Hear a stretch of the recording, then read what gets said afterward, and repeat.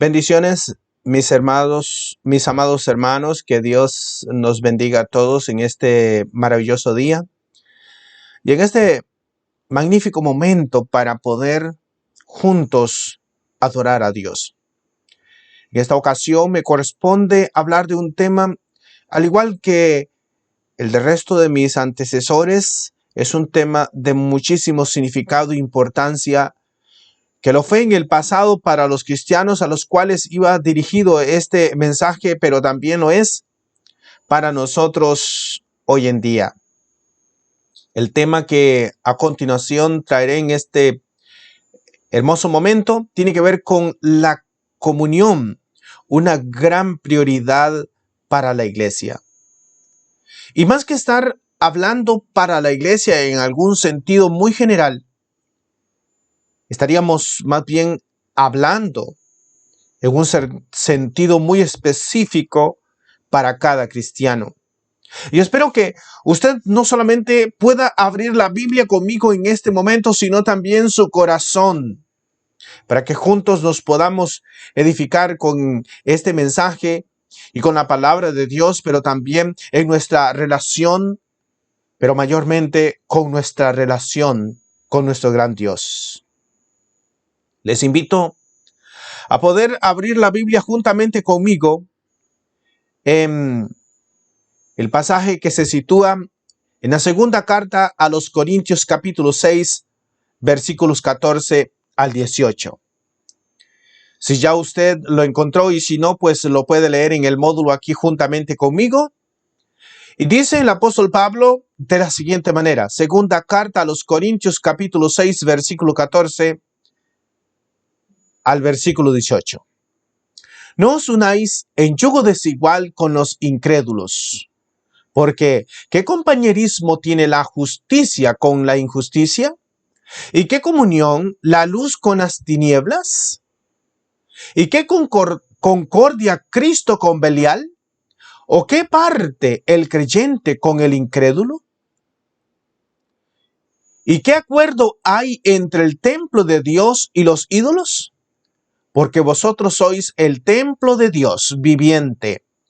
Como Dios dijo, habitaré y andaré entre ellos y seré su Dios y ellos serán mi pueblo. Por lo cual, salid de en medio de ellos y apartaos, dice el Señor, y no toquéis lo inmundo, y yo os recibiré. Y seré para vosotros por padre, y vosotros me seréis por hijos e hijas, dice el Señor Todopoderoso. Bienvenidos, no solamente a esta magnífica oportunidad de poder edificarnos con la palabra de Dios, sino también abrir nuestro corazón y nuestra mente, nuestro entendimiento, para que entendamos la importancia que tiene la comunión y nuestra relación con nuestro Dios. Para saber hacia dónde vamos, he hecho un corto bosquejo que le ilustrará a usted en 5 aspectos fundamentales que tienen que ver con la prioridad de la iglesia en su comunión con Dios. En primer lugar, estaremos considerando el mandamiento del cual dirige el apóstol Pablo a los recipientes de aquella carta, pero también dirigida para nosotros hoy. Tiene que ver con que el mandato, es decir, la comunión es imperativa y necesaria. Es algo que no podemos jamás de hacer y de tener con Dios. El mínimo descuido, el mínimo desoimiento de este mandamiento traerá consecuencias gravísimas. No solamente en el pasado lo trajo a muchos cristianos, sino que también en el presente lo está trayendo a muchos. Como decía el autor de Hebreos, que no debíamos descuidar tanto, más veáis que aquel día se acerca. Segundo lugar, el apóstol Pablo va a trazar los argumentos o el argumento respecto a que la comunión no admite jamás relaciones perniciosas. El celo con Dios es exclusivo. Es decir, que la voluntad de Dios es exclusiva para con sus hijos. Dios, como en el matrimonio, no admite otras alianzas y otras relaciones. Estaremos ampliando este criterio y este pensamiento más adelante. Número 3, estaremos viendo el fundamento, es decir, dónde se sustenta la comunión con Dios, y señala que es exclusiva solo con Dios. Es decir, estaremos analizando lo que Dios trazó desde el principio para justificarlo en los últimos tiempos. En cuarto lugar, estaremos viendo el llamado. La comunión abraza el celo de Dios. Estaremos viendo un poco más detenidamente lo que Dios dijo en el pasado y también lo que nos está indicando en este presente futuro, del cual el apóstol Pablo hablaba. Y finalmente, estaremos señalando la gran bendición. La comunión alcanza las promesas divinas. Es decir, que solo y solamente a través de tener una perfecta relación con Dios, usted podrá apropiarse de las promesas de Dios. Estamos viendo que la comunión, una gran prioridad para la iglesia, para no decir mejor, una gran prioridad que usted debe tener presente en su vida. Teniendo entonces presente el bosquejo que hemos ya visto, nos vamos a poder analizar o vamos a analizar en primera instancia lo que conlleva este mandamiento. La comunión es imperativa y necesaria. Amado hermano, quiero hablarle a su corazón, quiero hablarle a su entendimiento.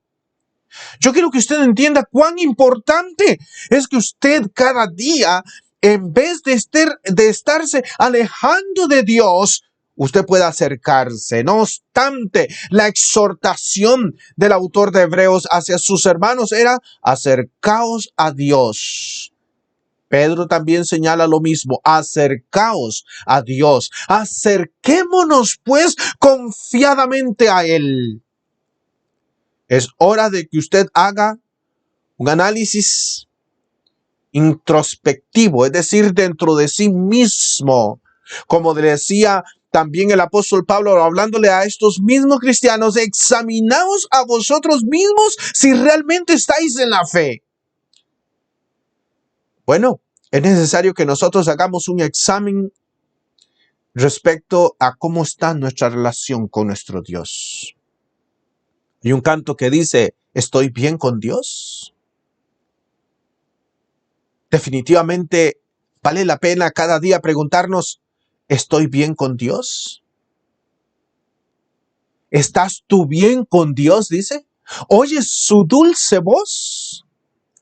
Hablando al corazón en primera instancia respecto al mandamiento que no nos es gravoso bajo ninguna circunstancia. El apóstol Pablo decía: no os unáis en yugo desigual con los incrédulos. Sé que posiblemente usted estará preguntando, pero este pasaje no es el que utiliza para hablarse de las relaciones prohibidas entre las alianzas del cristiano con los incrédulos respecto al matrimonio. Sé que posiblemente usted lo habrá escuchado muchas veces, pero no solamente involucra este tipo de relación. Toda relación que reste o que inhiba la posibilidad de tener una perfecta relación con Dios está prohibida. Es decir, que si mi relación es más grande con el trabajo, si mi relación es más grande con el estudio, si mi relación es más grande con la distracción o con cualquier otra cosa en esta vida, entonces estoy dejando el primer lugar a la idolatría o a mis pasiones o a mis intereses y estoy desligándome de la voluntad y de la gracia y del amor porque no tengo una perfecta comunión con Dios. Estaremos hablando más adelante de este principio, porque parte de un principio físico para que podamos entender el principio espiritual. Pablo decía, no os unáis en yugo desigual con los incrédulos. La palabra yugo proviene de una palabra griega que es heterosugeo y señala otro de una clase diferente. Es traer a una alianza con algo o clase diferente. Y se usa o se emplea aquí de forma metafórica para designar desigualdad en una relación en la cual los cristianos entran en empatía con algo que definitivamente les está prohibido o mejor dicho, no les conviene. Amados hermanos, hay tres aspectos que involucran este mandamiento. Primero, el mandato es causativo de lo que es desigualdad. O sea que la causal, lo que da pie a este mandamiento es que toda cosa que sea desigual en mi relación con Dios, que cause desigualdad, que traiga alejamiento, está entonces prohibido para el cristiano. Y eso puede involucrar una novia, puede involucrar un novio, puede involucrar el trabajo, puede involucrar el deporte, puede involucrar cualquier otra acción, la cual yo ponga en primer lugar en mi relación con Dios. Entonces me desliga de Él. Segundo, un mandamiento metafórico por inconveniencia. Es decir, que aquí hay una metáfora muy importante que involucra una inconveniencia entre los hijos de Dios. Y para esto les invito a que leamos lo que dice Deuteronomio capítulo 22, específicamente el versículo 10. Y mire usted de dónde se desprende este mandamiento. Y sé que el apóstol Pablo también utilizó otros aquí similares dando aplicaciones espirituales. Dice Deuteronomio capítulo 22 versículo 10, si ya lo encontró, lea conmigo. Dice, no ararás con buey y con asno juntamente. Esta era una relación desigual. Yo no sé si tiene más fuerza el burro que el buey o el asno. No conozco un asno. Sé que es un animalito pequeño, muy fuerte, que el buey obviamente es muchísimo más grande. Lo que quiero pensar es que el buey tiene mucho más fuerza que el asno. Y esto dice, lo hace entrar en una fuerza desigual donde obviamente el asno tendría que trabajar triple o cuádruplemente mucho más que el buey.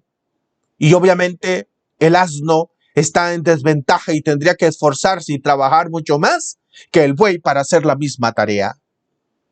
Bueno, este es el asunto de desigualdad entre los cristianos y por lo cual Dios prohíbe, dice que entremos en un yugo desigual. El no es no. Cuando Dios dice no, está clarito que es no. Y por último, un mandato reiterativo de santidad. La naturaleza de este mandamiento la estaremos viendo obviamente más adelante y tiene un profundo y gran significado, pero hablaremos de este mandamiento más adelante, es decir, reiterativo de santidad. Yo soy tu Dios santo y exijo, les pido a los que también me siguen que sean obviamente santos. Estamos señalando que la comunión es una prioridad de la iglesia. En segunda instancia estaremos viendo el argumento o los argumentos que el apóstol Pablo presenta respecto a que la comunión no admite relaciones perniciosas. Y estaremos tocando varios textos donde se conoce como el texto padre en familia, es decir, donde se sustenta inicialmente el mandamiento y aunque fue dado para expresar algunas cosas físicas, no obstante, el Espíritu Santo lo utilizó para señalar aspectos espirituales que tañen a los cristianos hoy. Dice entonces la parte del versículo 14 final, porque ¿qué compañerismo tiene la justicia con la injusticia? ¿Y qué comunión la luz con las tinieblas? Dice que son completamente incompatibles. Los argumentos que el apóstol Pablo pone no solamente dice que son incompatibles, sino que también señala son perniciosos. No hay ningún compañerismo, es decir, no hay ninguna alianza, ninguna unión. Es imposible que puedan andar juntos, dice, la justicia con la injusticia, la comunión con las tinieblas.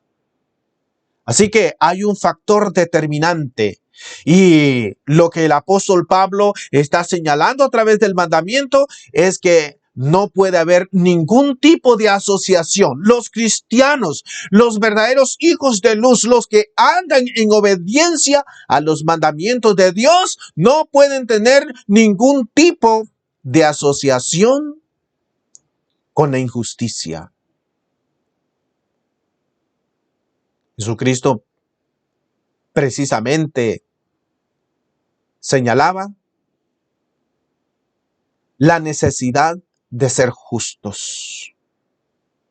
Es decir, de alcanzar la justicia de Dios.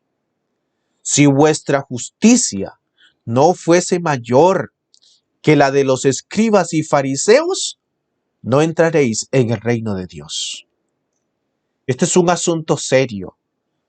Las asociaciones con la injusticia, con la maldad, con el pecado, no están relacionadas con la voluntad y el amor de Dios. Un factor irreconciliable por causa de la incompatibilidad. Es decir, que la justicia con la injusticia no tienen ninguna forma de ser compatibles la una con la otra. O son como el agua dulce y el agua salada. Es como lo dulce o como lo amargo. Es decir, que son el antónimo la una con la otra. Y también dice que no hay ninguna comunión entre la luz y las tinieblas. Y involucra también, por supuesto, las acciones de Dios con lo que es el pecado. Es decir, lo bueno y lo malo. No hay ninguna compatibilidad. Y tercer lugar, hay un factor indiscutible, o sea que no admite bajo ninguna circunstancia algún tipo de discusión, porque tiene que ver con el constitutivo de lo que es Dios. Es decir, Dios es luz y no hay ninguna tinieblas en él. Y para que podamos abrazar y tener las bondades de Dios, dice, hemos de andar en luz como Él está en luz. De hecho, la iglesia está puesta en este mundo para hacer luz, para que brille, para que pronuncie, dice, la gracia y las bondades admirables de aquel que nos llamó de las tinieblas a su luz admirable. Así que la comunión es muy significativa e importante. Primera de Juan, capítulo 1, versículo 5. Usted puede leer aquí cuán importante señala el apóstol Juan diciendo de que Dios es luz y no hay ninguna tinieblas en él. Pero ¿de dónde nace el principio de la incompatibilidad? De lo que Dios determina como un argumento firme poniendo el apóstol Pablo respecto a que es inadmisible el tipo de relaciones porque son perniciosas. Mire, dos pasajes que nos enseñan o que nos instruyen en el pasado de cosas físicas que no podían, bajo ninguna circunstancia, los judíos llevar o permitir hacer. Para eso, leamos lo que dice Levíticos capítulo 19, el versículo 19. Es un pasaje muy fácil, por cierto, de aprendérselo, porque, bueno, menos la cita. Tal vez lo que dice dentro del texto no sea tan sencillo, pero sí, Levíticos 19, 19. Leamos lo que dice. Mis estatutos guardaréis. No harás ayuntar tu ganado con animales de otra especie. Tu campo no sembrarás con mezcla de semillas. Y por último dice, y no pondrás vestidos con mezclas de hilos. Hay tres cosas de las cuales Dios le pedía a su pueblo que no podía ayuntar, que no podía conjuntar, que no podía, en otras palabras, mezclarlas. La primera de ellas dice, no ayuntar ganado con animales de otra especie. No se puede. Esto dice estaba prohibido. Cada especie con su especie. La naturaleza enseñaba esto mismo. Y los cruces eran completamente prohibidos. Número 2. Dice, no sembrarás mezclas de semillas en ninguna manera. Decir que en los campos debía existir la exclusividad para no perder la pureza de la semilla. Y hace poco hablaba con un hermano mío respecto a algunos frijoles por allí y le decía que cuando uno compra frijoles en el supermercado son sabrosos y buenos, cuando menos en apariencia, y mejor en precio todavía. Sin embargo, si usted quisiera sembrar de este tipo de semilla, casi no van a nacer. No sirven para semilla, porque son semillas posiblemente de laboratorio. Y han adulterado la genética de la semilla. Y aunque parezca bueno para comer, no obstante, no es bueno para producir. Estas cosas estaban prohibidas en el pasado. Sin embargo, el mundo de hoy, el mundo que supuestamente avanza y que es moderno, cada día nos vende muerte en vez de vida. Bueno, eso lo hacen por causa del dinero.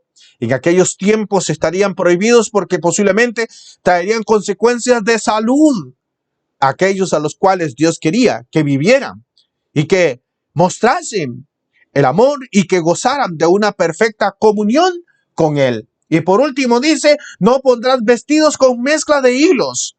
Este pasaje lo podemos entender, o esta referencia la podemos entender mejor, lo que dice Deuteronomio capítulo 22 en el versículo 11 nos aclara y dice, Proverbios capítulo 22 versículo 11, no vestirás ropa de lana y lino juntamente. Estaba prohibido para el judío vestir, dice, juntamente lana con lino. Podrían ser muy bonitos o lucir muy hermosos, pero estaban prohibidos.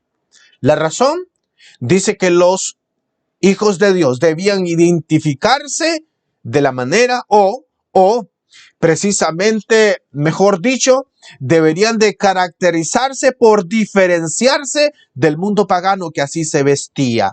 Era mostrar demasiada opulencia, era mostrar extravagancia, vestirse de estas dos formas. Es decir, nos enseña hoy en día que si las cosas físicas en aquel tiempo guardaban una estrecha relación entre la persona con la obediencia a Dios, cuanto aún más. Este a fortiori nos enseña cuanto aún más las relaciones espirituales nos afectan en nuestra relación con Dios. En tercer lugar,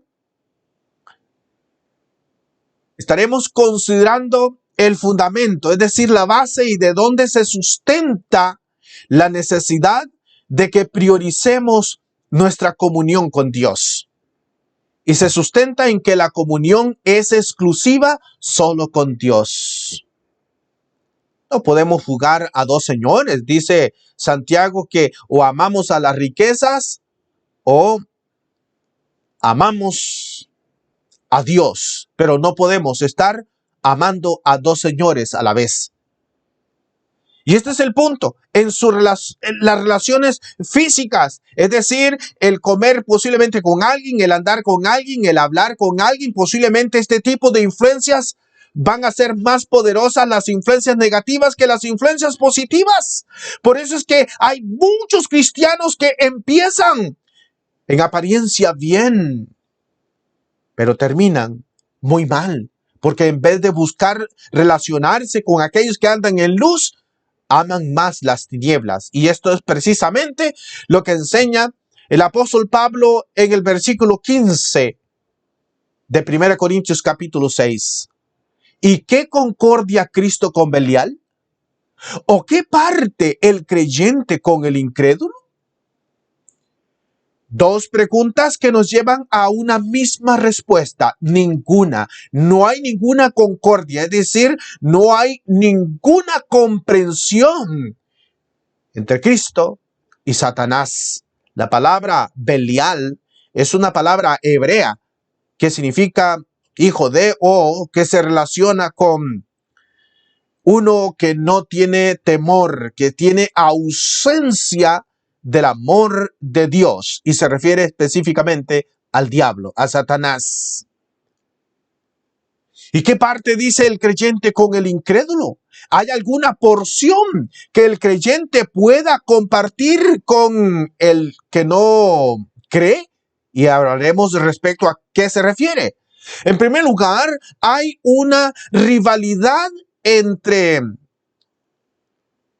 Satanás y Cristo, o Cristo y Satanás. Y precisamente el versículo nos muestra el modelo a seguir. Jesucristo es el modelo para los cristianos a seguir en su perfecta relación con Dios. En todas las cosas, cuando estuvo en este mundo, se mostró fiel a Dios. Se mostró santo, se mostró apartado del mal, y aunque anduvo y comió con pecadores, no obstante, jamás amó el pecado. Segundo, una porción incompartible de fe por causa de ser incompatibles. Es decir, la fe de un cristiano no es la fe que profesa un pagano. En ninguna manera. Dice por ahí un refrán que el que camina con lobos, aullar aprende. Por supuesto que este tipo de relación traería serias consecuencias, y esto es lo que el apóstol Pablo precisamente querría evitar. Que ninguna porción de fe fuese compartida. Recuerde que había muchos cristianos comiendo con la cena del Señor y comiendo la cena de los demonios, amando supuestamente la voluntad de Dios, pero también amando a los ídolos paganos. Y el apóstol Pablo dice, esto no es posible de ninguna manera. Ustedes no pueden bajo ninguna circunstancia andar coqueteando con la idolatría y supuestamente amando a Dios. Yo sé que el apóstol Pablo abarca mucho la relación entre el creyente y el pagano, y él precisamente en esta segunda carta a los Corintios les explica que no necesariamente es que no nos juntemos con los de este mundo, sino con algunos que llamándose cristianos, dice, fuese borracho, adúltero, idólatra, impío, que fuese ladrón, homicida. Con el tal dice, ni aun comáis, porque las malas influencias traen serias consecuencias, y obviamente como negativas traerán mayor fuerza y contaminarán a aquellos que andan en la luz. Así que no debe haber ninguna compatibilidad entre la fe que profesa un verdadero hijo de Dios y la fe que profesa un pagano. Tenga cuidado. Muchos han ido en pos de aquellos que predican fantasías, de aquellos que parecen traer un gran conocimiento, pero a la postre están arrastrando la firmeza y la fe, el amor hacia Dios y una perfecta comunión con Él.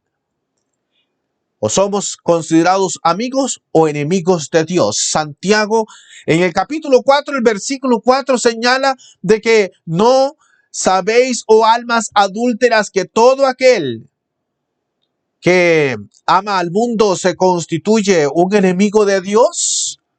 Debemos tener un gran cuidado con nuestras relaciones porque a la postre nos van a quitar la posibilidad de tener una perfecta relación con Dios. El aspecto número 4 hace un gran llamado. Este llamado tiene que ver con que la comunión abraza también el celo de Dios. Si hay algo que está claro en la Escritura es que Dios es celoso y que nosotros como hijos de Dios también hemos de propiciar un profundo celo. Dice el versículo 16, ¿y qué acuerdo hay entre el templo de Dios y los ídolos? Porque vosotros sois el templo de Dios viviente. Como Dios dijo, habitaré y andaré entre ellos y seré su Dios y ellos serán mi pueblo.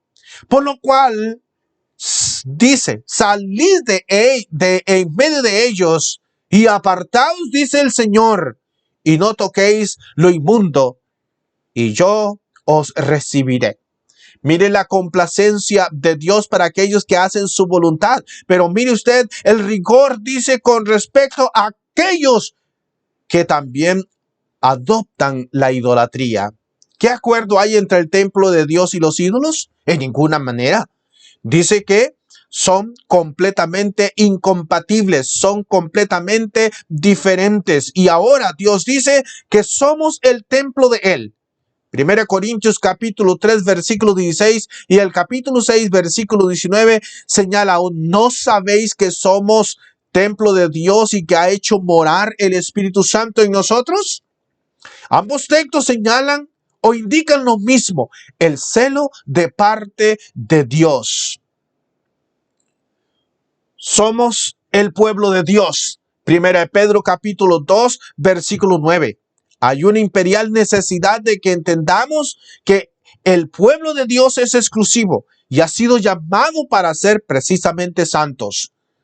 Dice también que hemos sido apartados para ser santos para Dios, es decir, para tener exclusividad.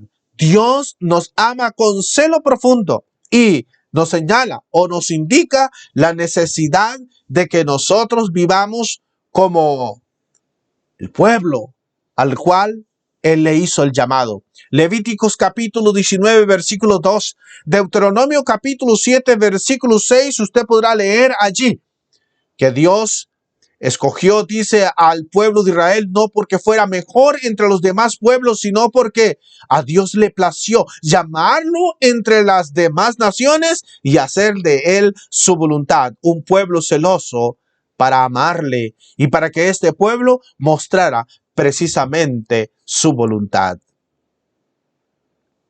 La gran bendición. La comunión alcanza las promesas divinas. Y seré para vosotros por padre, y vosotros me seréis hijos e hijas, dice el Señor Todopoderoso. En esta apelación respecto a la comunión de la cual ya hemos visto, decir que Dios nos llamó para ser un pueblo santo, y en esta relación donde Pablo señala que no hay ninguna alianza entre Cristo y Belial, dice, para que nosotros alcancemos la bendición. ¿Y cómo alcanzamos esta preciosa bendición? Bueno, el apóstol Pablo en la carta a los Efesios en el capítulo 5, hablando acerca de Cristo en su relación con la iglesia, dice que este principio, para poder alcanzar nosotros las promesas, Dios mandó a su Hijo y éste se ha unido para siempre con la iglesia. Pero ¿de dónde nace el principio de que Cristo se ha unido con la iglesia para siempre, para que nosotros podamos alcanzar bendición?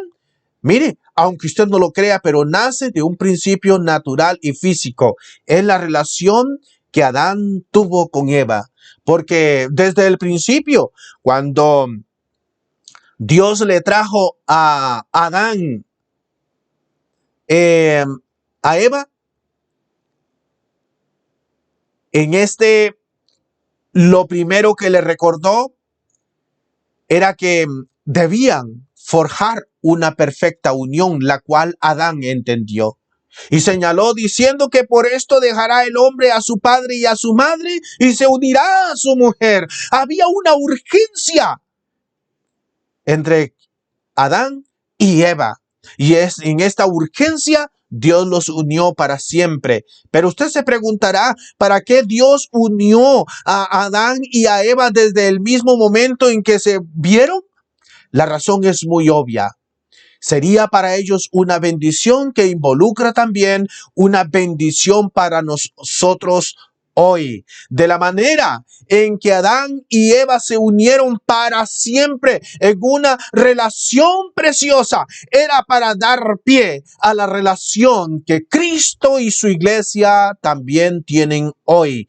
Una relación duradera, una relación santa, una relación espiritual y una relación para siempre, para que nosotros como hijos de Él podamos alcanzar sus preciosas bendiciones. Y así como hijos nosotros de Adán y Eva alcanzamos las bendiciones materiales, también en ellos pudimos alcanzar las bendiciones espirituales y obviamente entre Cristo y su iglesia. Así que teniendo presente esta gran dicha, hablamos de que dice en primer lugar, seré para vosotros por padre y vosotros me seréis hijos e hijas. La comunión con Dios es vital para obtener salvación eterna, porque determina una perfecta relación entre nosotros y Dios. La comunión con Dios es vital para tener identidad celestial, es decir, ser considerados hijos de Dios porque Dios es nuestro Padre. Y por último, la comunión con Dios es esencial para recibir herencia eterna. Dice, me seréis hijos e hijas. Cuando antes no teníamos ninguna dicha ni ninguna prosperidad, cuando antes no teníamos ni siquiera nombre, no teníamos la oportunidad de ser parte de una familia espiritual, por medio de Cristo hemos logrado alcanzar tan preciosas y grandes bendiciones. Mis hermanos, tengamos cuidado en nuestra relación con Dios.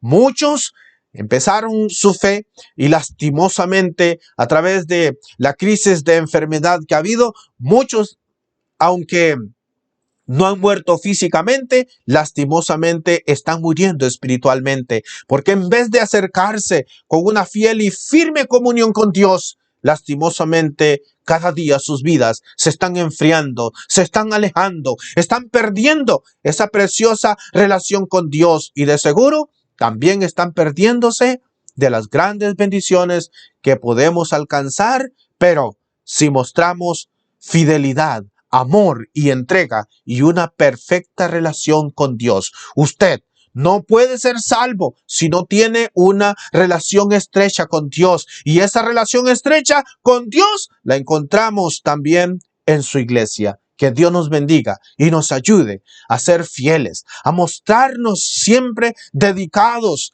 a mostrar firmeza aún en tiempos de crisis y de dolor. Nosotros podemos mantener firme nuestra fidelidad con nuestro Dios. Que Dios nos bendiga a todos en este hermoso día.